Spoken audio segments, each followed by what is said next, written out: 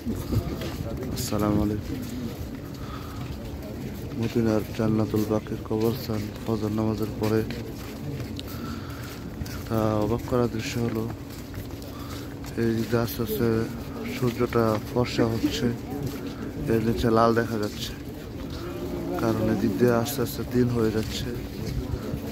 আমাদের পূর্ব সাইড দিয়া অন্ধকার পরিপূর্ণ, অর্থাৎ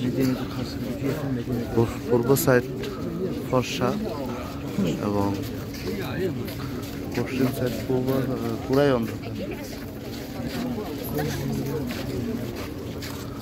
পূর্ব সাইডে দিয়ে দেখেন এখন ওই যে ফর্সা হয়ে যাচ্ছে, পৃথিবীর পূর্ব দিগন্ত এখন ফর্সা হয়ে যাচ্ছে, আর এই যে পশ্চিম দিকে এখনো অন্ধকার। জান্নাতুল বাকির কবরস্থান মদিনা।